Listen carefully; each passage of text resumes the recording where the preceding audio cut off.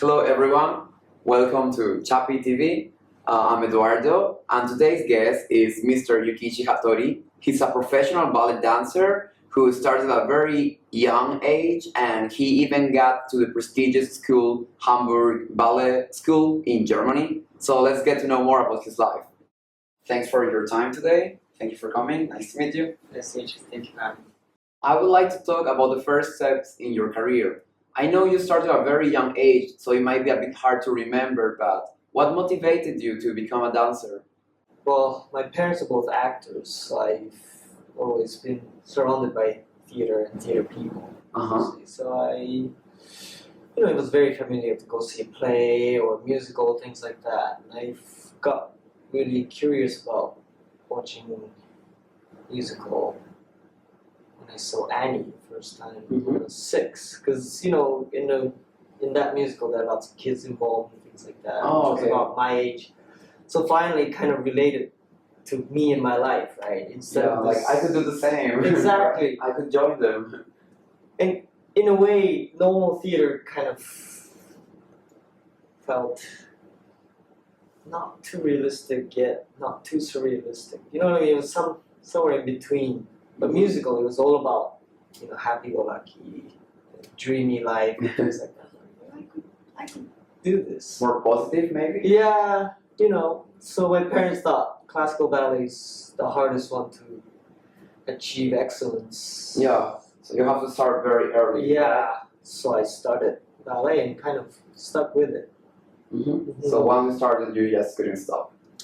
Well, yeah, because I kind of knew what it takes to be a professional performing artist, watching my parents and their colleagues and things like that. It was a very harsh environment. So I guess subconsciously I already knew what I was signing up myself into. So you got a scholarship for the prestigious Hamburg Ballet when you were 13. Did you always think of going abroad? Did you grow up in a very international environment? Oh yeah, because my parents had a relationship with this acting group in the Philippines. So like when I was little, they would come over to our house, things like that. So, foreign country was not as far away as, I guess, the norm. Yeah, for many people it's really overseas. Nowadays it's getting better, but back in the 80s, it was very rare experience to have foreigners around.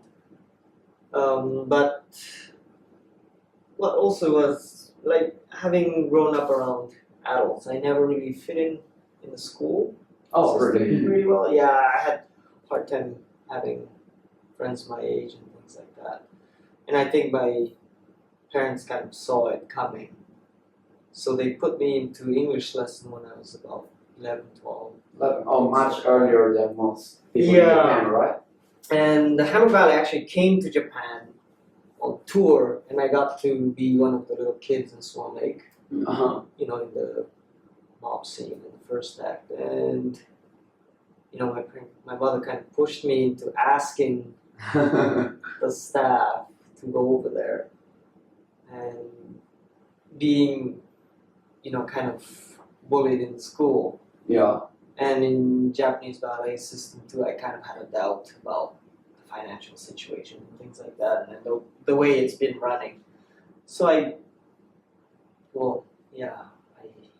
kind of squeezed the last little courage out of myself and asked the guy, like, how do I get to your school? And from then on, it just happened naturally? We're like, oh, sure, you're welcome. Exactly. And then, you get a scholarship. Let's move. Well, the thing is, in Europe, they have a really good system that you just give them your financial state. And based on that, they give you a scholarship. Of course, granted you're talented or whatever. Yeah. But it's not so much about you have to be the best in the world to get a scholarship. It's more like you do have a possibility of becoming a ballet dancer. Okay. Let's see how we can make it happen. So it's very, a lot more logical. Yeah, I was about to say that. Sounds very logical. Yeah. You don't have to be the best. You just have to, they have to see the potential in you, right? Oh, that's great. Yeah, and because I was young, you don't have all these fears and questions and things like that. In a way, it's easier to move away from your home when you're younger. In how many countries have you lived? What languages can you speak? How do you deal with being, busy at school and learning a foreign language? I've lived in Japan, Germany, and Canada so far. And I speak Japanese, English, and German fluently. But in a ballet company, I had about, my colleagues came all over the world, let's say about 17 different countries. Wow. So I speak a bit of Russian, Italian, French, Spanish, Romanian, like just saying hello or dirty words here. Dirty words, making jokes. Yeah. So you learn about 17 ways to say hello, let's say. But how do you deal with being very busy at school and learning languages? Because I guess you learned German after you moved to Germany, right? So how do you balance that? Well, because I moved so young, they put me into a normal junior high in Germany. So there I learned all the subjects in German, math, German, history, biology, chemistry, and all that. So you kind of learned German the hard way, just being put into the German environment? In a way, I didn't have any Japanese students around me. So my only way of communication is English or German. Yeah. And my res parents were really good about forcing me to speak German. Because in Europe, people are very educated. So, even like teenagers, they speak English or they have, certain amount of knowledge. Yeah, it's like they are expected to speak more than 2 languages, right? Well, you drive 2 hours west, you're in a different country, right? So they speak a different language, so yeah. So yeah, they're accustomed to that. But yeah, having been forced to speak German only, it only took me like 3 months. Oh, it's very sweet. A normal, just conversational German, I would say, yeah. But then after a while, you get to learn enough to read newspapers, and read a novel, things like that. Well, that sounds harsh, but it's great you could accomplish that in only 3 months. Yeah, and because of that, I got certain kind of confidence. So when I met, people from Russia, people from France, I just imitate what they're saying and without, they might laugh at you, but I always say, I want to see you speak Japanese. Yeah. They can't even do it, so yeah, the most important thing is confidence, I think. Confidence. Yeah. So you got the confidence after you learn German the hard way. Yeah. And, people laugh at you, but that's the thing, you make them speak your language, and you laugh at them, and you're equal. Right?